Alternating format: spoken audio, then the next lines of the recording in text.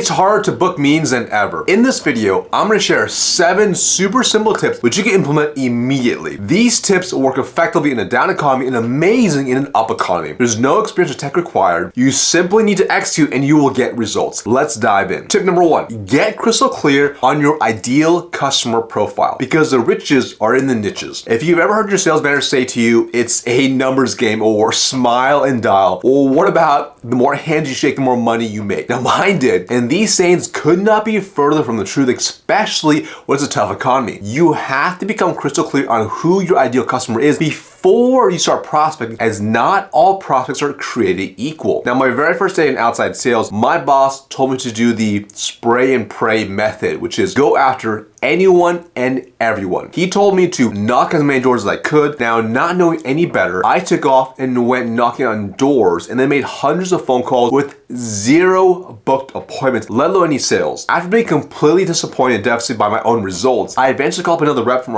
in our company in another state that was actually having some pretty solid success despite the recession. And I asked her how she was getting appointments, and she shared with me her very simple strategy. She called on prospects that she had seen with fleets of box trucks, which made so much sense because we lease and rented box trucks and fleet vehicles. Her logic was that if they had trucks, they had a need or eventually have a need for more trucks. It was simple. It clicked. I've been calling on businesses in totally different markets and industries. I was trying so hard to convince prospects who would have 0 need for my product. It was like trying to sell steaks to a vegan. My product was not for the mass market, and that had been my approach to prospecting. Like, we were not diverse like Amazon, which has something for everyone. We were more like a boutique shop, which meant distinct customers, a distinct approach, and distinct messaging. That night, I started making a list of key characteristics of ideal customers. I hyper-focused on niche industries that have the highest likelihood using my company. And after about 15 minutes, I had a pretty good list. And shocker, not a single one that I had called in the past week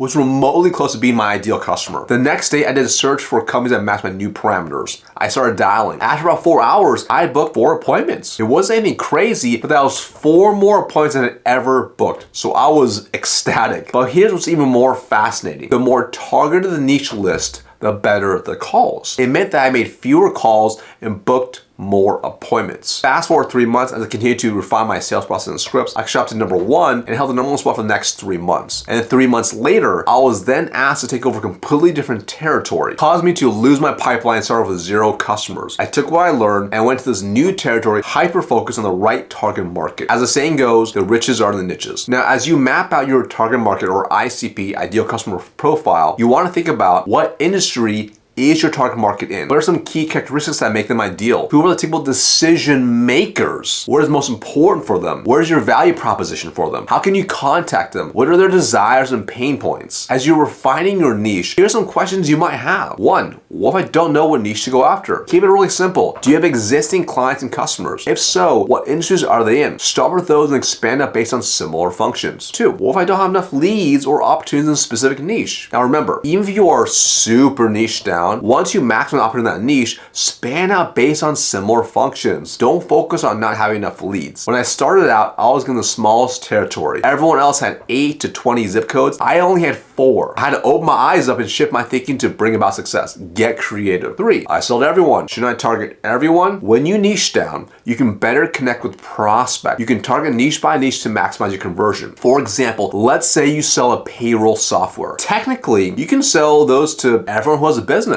But if you want to sell to Bill who owns a bar and grill versus a CTO, a chief technology officer at a mid-sized tech company, you have to have very different messaging. So to summarize, niching down results in faster and better results. Tip number 2, quality lists lead to quality results. Now, most companies have some sort of CRM or customer relationship management system with purchase data or lists. Unfortunately, most mediocre sales managers will tell you just to dial down the list, to plug in the power dialer headset and just go. Now, this may seem fine until you realize that data changes all the time. What was accurate 1 week ago may not be accurate today. So prepare for callback sessions by doing research before you dial. Let me show you a very specific example. In 2011, I started a brand new company. On day 1, I was given a printed list to dial off of. I didn't even have my CRM access set up yet. After the first 20 or so dials, I immediately found there were many disconnected numbers and incorrect names. I pushed the first day on the phone and I booked 7 appointments actually. But I felt completely exhausted, and there was so much clinical data, and I had to go through 80 plus dials to get those few meetings. And let's be totally real here. I wasn't even sure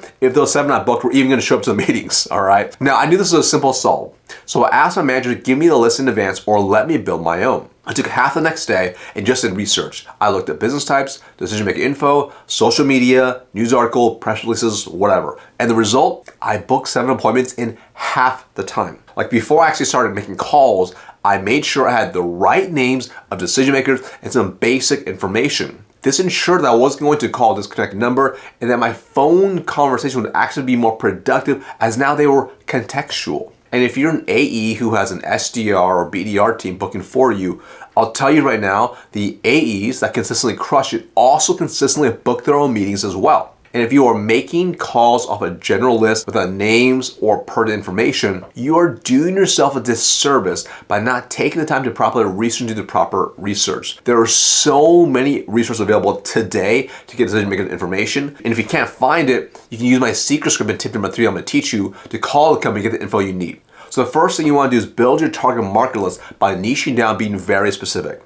This will give you more quality dials, and when you have more quality dials, you'll be more motivated to keep dialing. Next, search online for the decision makers information. If you can't find it, then set time aside to call those prospects with the only goal of updating your records. You'd be shocked at the responses you get when you simply focus on collecting information with zero pressure of booking meetings.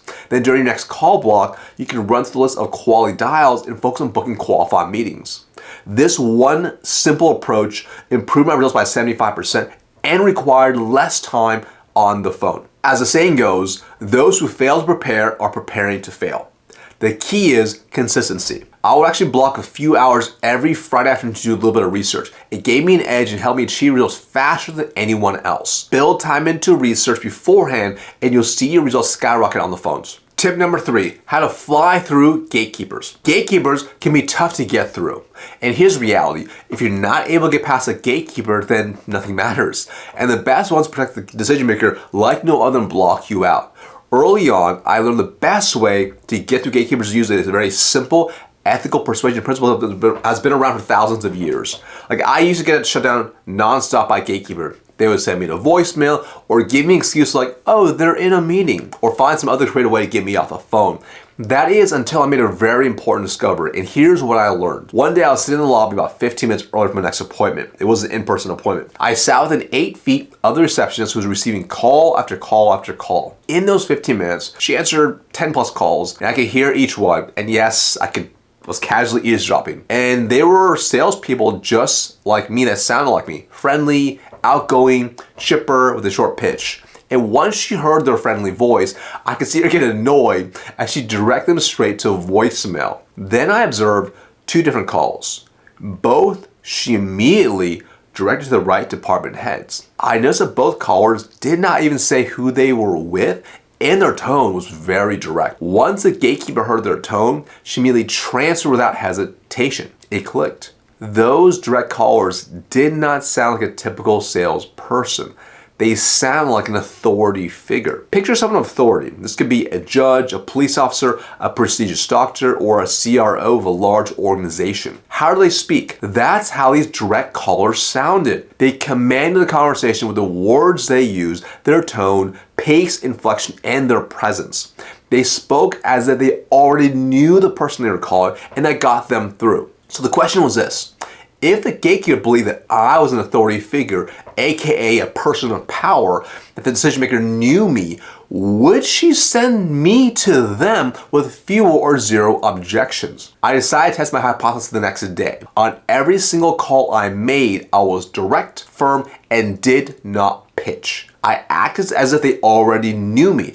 I acted as if I was an authority figure. I felt super uncomfortable, but the results, I was able to speak with every single decision maker that was there, and I booked most of them. This completely changed the game for me. I've done it that way ever since. I learned later on that I was leveraging the law of authority, a principle that's been around for thousands of years, but also was made popular in Robert Cialdini's book, Influence. In a nutshell, it says one of the most powerful ways to become a person of influence is to establish your authority and credibility through how you speak and carry yourself. The moral of the story.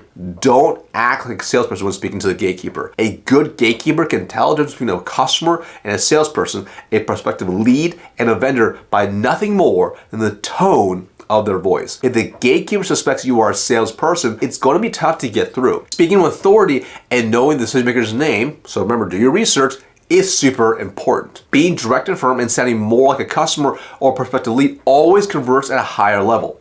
Now, if you're wondering what to say, I got you covered. So follow are 2 specific scripts you can use. The first script is a pitbull script to get past the gatekeeper. It's a pattern interrupt and it's highly effective. I've tested this technique across the country and even internationally.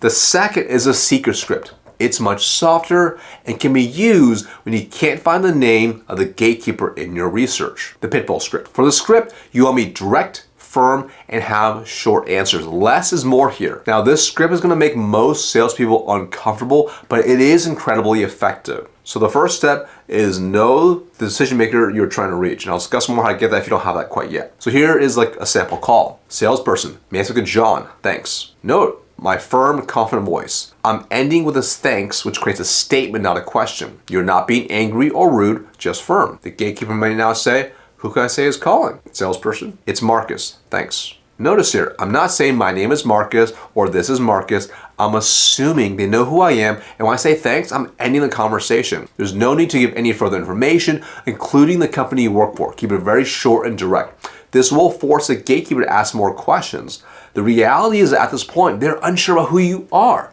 Are you an angry customer, a vendor, or a personal friend?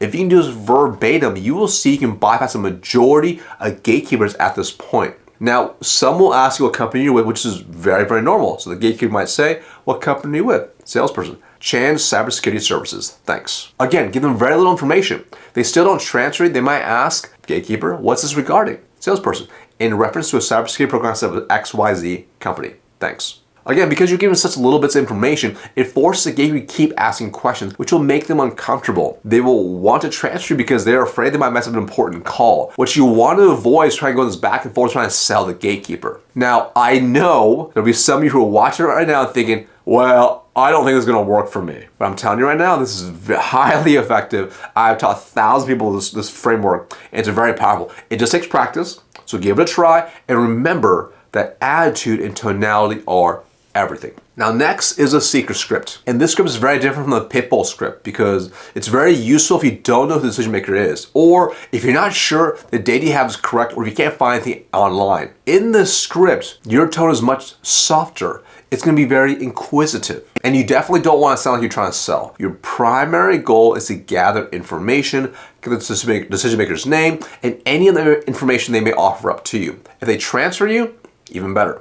Salesperson, hi there, I'm hoping you can help me out. They'll usually pause and ask next, well, that depends. What exactly do you need help with? Salesperson, great. I'm hoping you can help me out. My name is Mark with Chan's Cybersecurity Services. It's my job to update our records. We help businesses with their cybersecurity protocols, so who's in charge of making decisions regarding that? You ask an open-ended question. You've told me you're just doing your job. They can connect with that. At this point, they'll either give you the name or they'll tell you they already have someone taking care of that. If the latter response you get, they respond with something like this. I totally get that. I'm just doing my job hoping you can help me out. Laugh, be friendly, adapt this to your style, and just try to get whatever information you can. And once you get that name, you can call back the next day and use a pitbull script. Start with the secret gatekeeper script is a great hack if you're new to your role, if you don't have any information or even a list of bad names. Now here's a second hack. If you are calling to mid-sized or larger businesses, they will usually have a sales department. Ask for that department and then you will probably get a salesperson on the line. You can run through kind of the same script, but the cool part is that most salespeople typically get pretty friendly and want to help as well. Tip number 4, track your critical core ratios. Now, bad sales managers will tell you to play the numbers game by making more calls or sending more emails.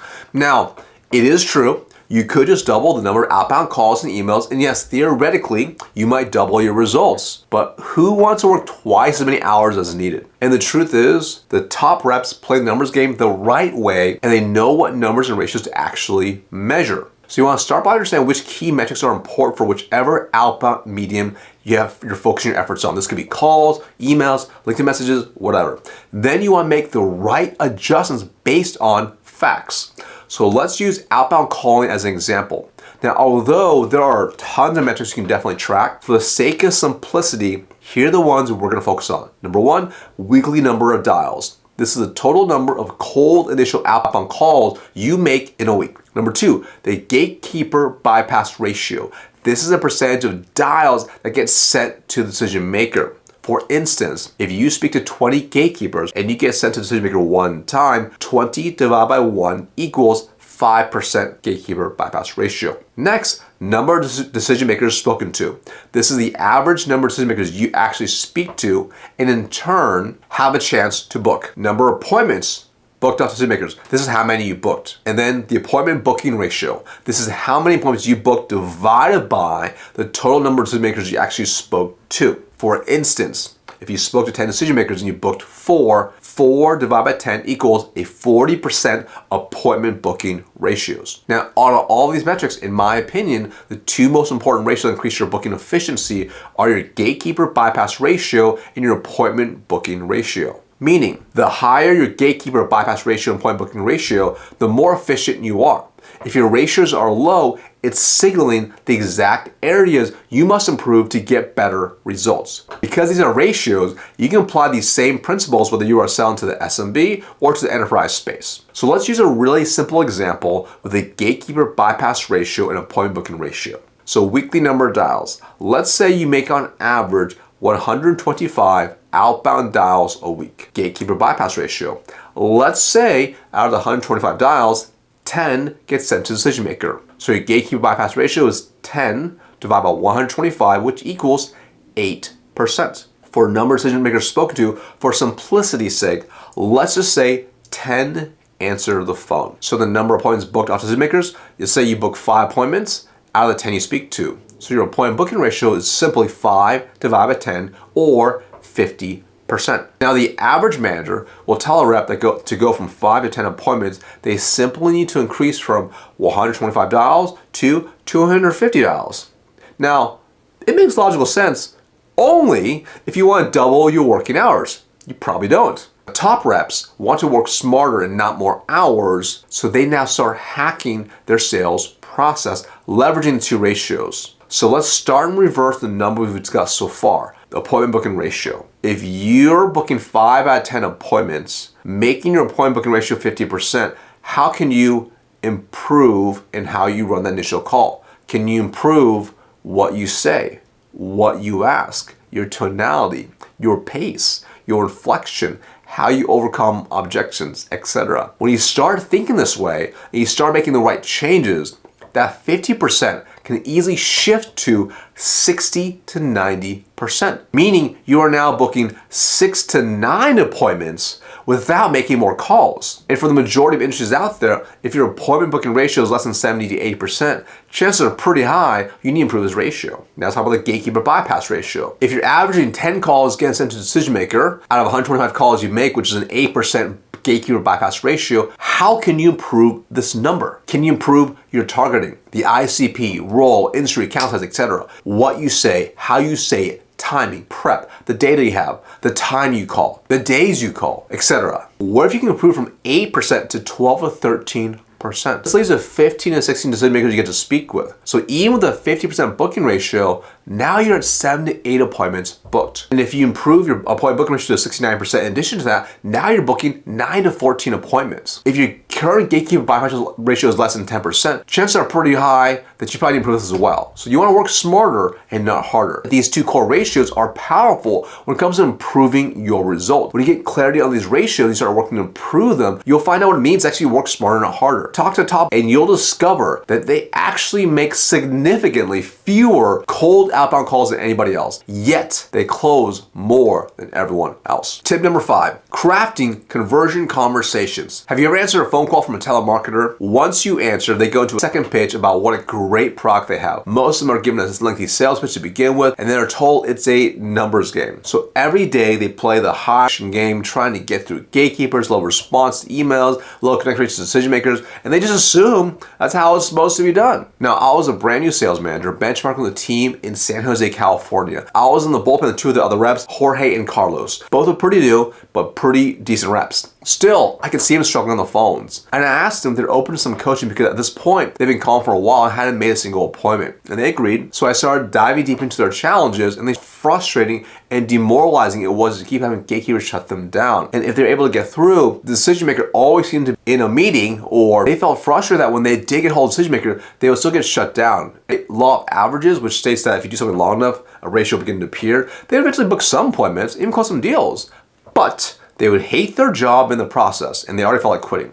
I told them not to quit, right? The issue that they had was they were speaking a different language than their prospect. And I explained the words and questions they were using were not the same as the niche industry they were speaking to. In essence, it's as if their prospects were speaking Chinese and they were talking to them in English. There's obviously a disconnect here between the messaging and the audience, which automatically leads to fewer meetings and deals. And this applies across the board to cold calls, emails, copy, fixed letters, whatever. They were still a little bit confused. So I talked to them about the perfect prospect avatar. And the mistake many people make is they aren't thinking about their target market's psychographics, their hopes, fears, attitudes, and values. They're focusing on a specific industry, job function, title, and maybe some basic demographics, age, income, for instance. Now, although this can help, you have to niche down even more. The prospect must feel as if you are reading their mind. Psychographics demographics include the following. What are their deepest desires? What are their deepest needs and wants? Deepest fears? What makes them worry? What are the biggest hot buttons? What's them crazy? What frustrates them more than anything else? What are their biggest internal limiting beliefs? What are their biggest external limiting beliefs? What will remove their stress? What's even more important to know is the why behind each one. This isn't going to the psyche of the prospect. They should feel as if you are in their head. It should pass a whisper test. All of your messaging must be customized as a framework, a conversion conversation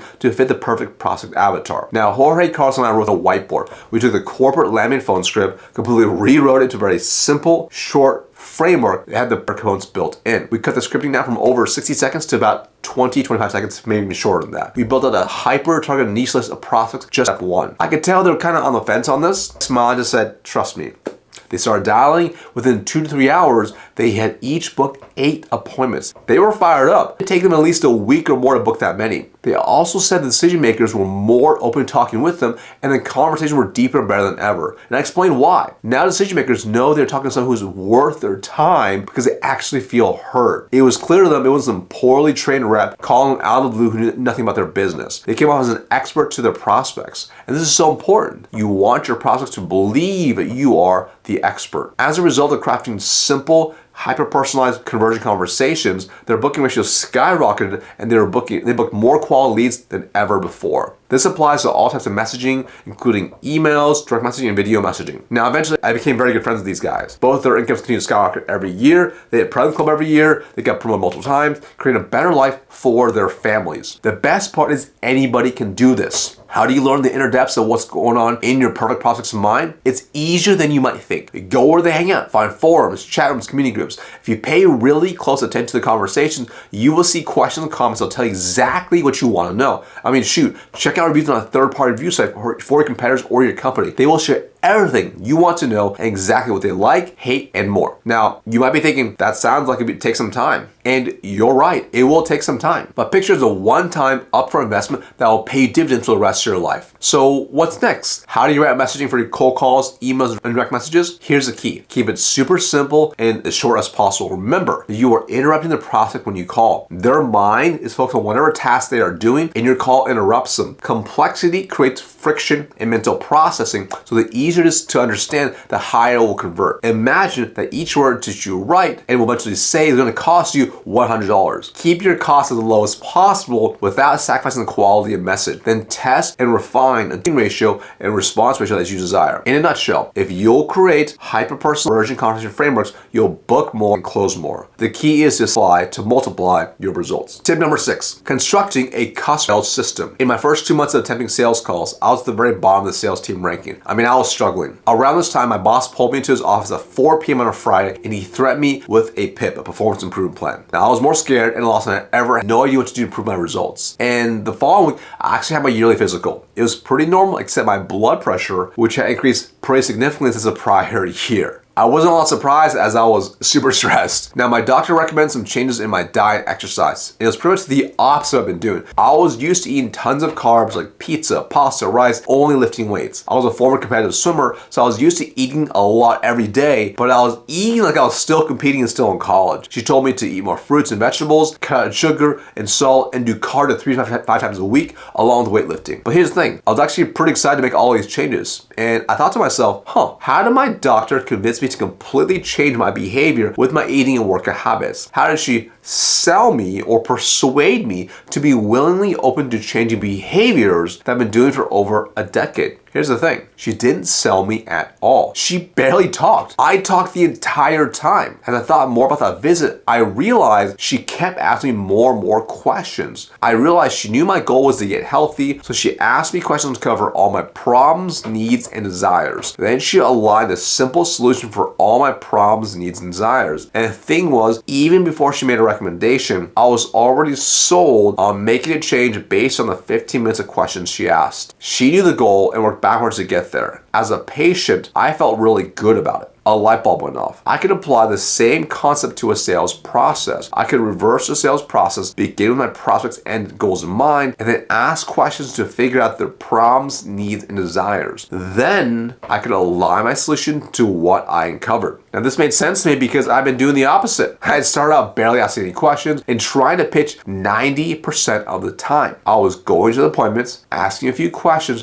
and then dropping as many features and benefits about our product as possible. I could see on their faces that they didn't like that and they couldn't wait for me to leave. It was not a customer-centric process. So that night I sat down and began with their end goals in mind. I mapped out the questions I would need to ask to get there. It was like going on a road trip. I knew the end destination, so I mapped out backward the questions I would have to ask to get there. I tested the next day. I went to my appointment, spent 90% of the time asking questions, only 10% actually presenting, aligning the presentation based on what I learned from the answers to the questions. Now, I only had 5 appointments that day, but I closed 4 of them. They were small deals, but I closed 80% of this method. My results accelerate immediately. That's when I knew I was onto something. This is a customer-centric system. It was not about my company, my solution, or me. It was all focused on the customer, the same way my doctor focused on me, the patient. Then I had a bigger realization. It wasn't just the discovery part of the sales process where I asked questions.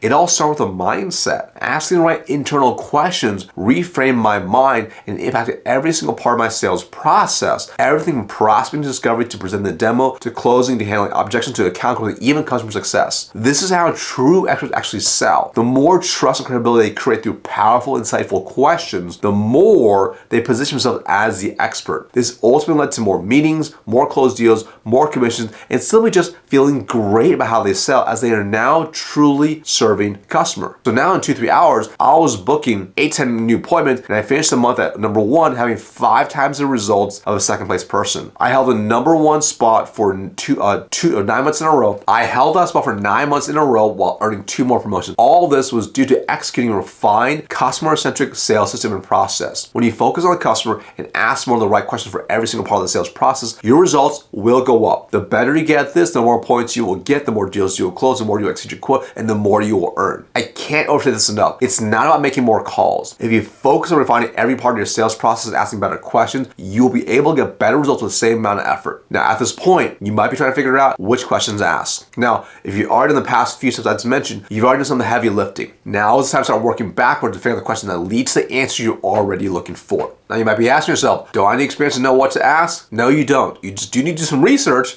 and as you get experience, you can refine the questions even more. It's about imperfect action. You'll get a result, and then you can refine from there. Now, you might also be asking, well, it seem like I'm interrogating them. Just like anything else, you do want to make it conversational. Keep an eye on your tone and how you ask questions. Some of you might be thinking, well, don't I spend a lot of time trying to pitch them? The truth is you actually do not. One of the biggest mistakes sales pros make is going to information overload on the prospects. They share every possible feature and benefit, even if the prospect has not shared that specific issue that the feature would solve. Information overload leaves the prospect feeling overwhelmed, and then they need more time to process what you have told them. Keep it simple and only present on what you uncover in the discovery. Tip number 7. Getting your external and internal environments organized. Now, your mindset and routine are key components to being successful. Getting your head into the optimum headspace as well as being organized will give you the foundation for success in thriving in tough economic times. First off is desk prep. Organization is key, especially in your work environment. Whether you have a home office, a work desk, or cubicle office, make sure it's set up for success. Think about a professional athlete. They set up their practice arena, aka their office, in a specific way to maximize high performance. In the same way, your desk or whatever area you use to make calls and do outreach needs to be set up with the same mindset. Next, post your goals. This is a very powerful visual reminder to keep you focused. If you're having a rough morning on the phones, which does happen to everyone, having your goals top of mind is a great way to stay focused so continue to push forward. Also, make sure you have personalized scripts and frameworks somewhere visible. This is really important because when you're on the phone, you're on your power dialer, you might blank out and forget what to say. But if you have your script in front of you in big, bold letters, you can stay on track. Remember, scripts are simply frameworks to help keep you on track. Also, post some key clientele or customers close by as well so you can share them as part of your social proof. You probably also want to have objection handling scripts as well. Next, keep a mirror on your desk so you can look at yourself in the eye as you are talking, ensure that you are smiling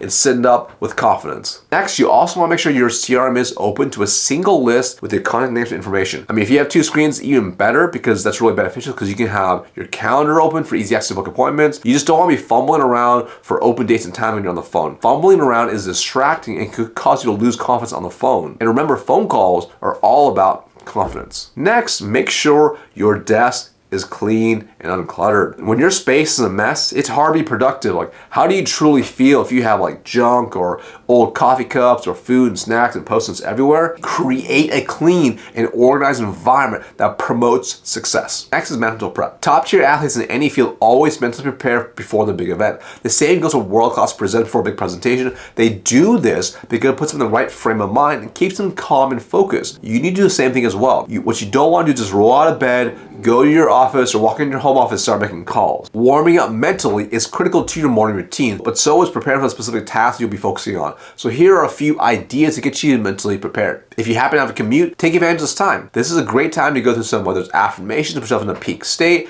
or this is a great time to go through some affirmations to put yourself in that peak prime performing state. For instance, a few I personally like is, if it is to be, it's up to me. It is my duty and responsibility to serve my highest level. I either win or I learn, whatever. Choose ones that serve you and make you feel empowered. Now, if you are in a physical office with teammates, role play your first 5 dials with them. Open by saying the name of the person you are planning to call and role play as if they are a tough decision maker. You will be amazed at how this warms you up. If you are in a remote environment, you can still do this too. Set up time and call someone on your team and do this over the phone. If you are like a lone wolf, only person on your team, role play out loud. Go all the way from handling the gatekeeper to handling objection. Saying it out loud is really important so you can hear yourself, both what you're saying and how you're saying it. One of the things that I attribute to my success early on was using these techniques.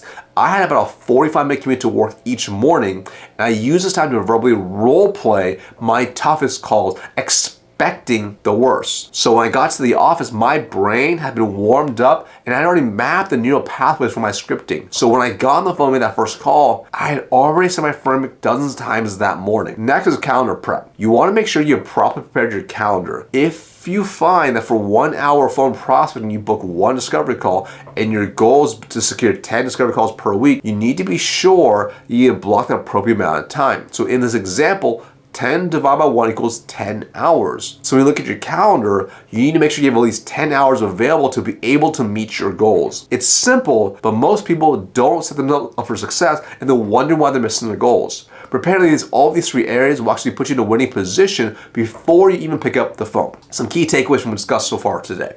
Number 1, identify and hyper-focus on the industries that are most likely to use your offer. When you niche down, you can craft hyper-personalized conversion conversations to your perfect prospect avatar. 2, use a tight and refined customer-centric sales process. This will lead to you increasing your income $50,000 to $100,000 this year without working harder and making thousands of cold calls. Now, what's a common theme of all the tips presented in this video? Time. They emphasize the value of time and they bring you more of it. You can't create more time, so you need to maximize the time you already have. Like when you look at a rep who's earning earning $500,000 to $1 million plus a year, they have the exact same amount of time as someone making $50,000 a year. And the easiest way to maximize the time you have is to decrease the amount of time it takes you to achieve something. It's about being wildly efficient with your sales process to gain back time. So before you even begin to try to close your next deal, first write down your answers to the following questions. 1, do you know the best methods to do proper research on target market? 2, do you have proven frameworks for cold calling, emailing, direct messaging, and social that leads to booked appointments? 3, do you know exactly what are the most important income-producing activities you must be doing every single day to get the results that you want? 4, do you know the exact routine you should implement to be a top performer? 5, do you know how to ask all the questions to effectively guide a sales process to move forward close? 6, do you have proven frameworks to present massive value and destroy objections? 7, do you know the fastest way to shorten your sales cycle? And 8, do you know exactly what to do to deliver results without just working harder? Get crystal clear on who your ideal customer is and then prospect those first. And start thinking about this. What do my ideal customers have in common? What are their common characteristics? What makes them ideal? What industries are they in? What size is their business? What are some common psychographics? What are their needs, wants, and desires? What do they secretly fear, etc.? After working with nearly thousands of top performing reps, this is actually a very common focus of top 1%. They know their target market inside and out. The top 1% are hyper-targeted with prospecting. Rather than trying to chase unqualified leads, they spend their time, energy, and effort selling to qualified prospects, dramatically impacting their bottom line. Remember, the riches are in the niches. Now, if you enjoyed this video, make sure to drop a like and comment below which tip are you going to implement first. And of course, subscribe to get more tactical training just like this. And if you want a copy of my Wall Street Journal best-selling sales book, 6-Figure Sales Secrets, head to the link in the description below. Thank you so much for watching and see you in the next video.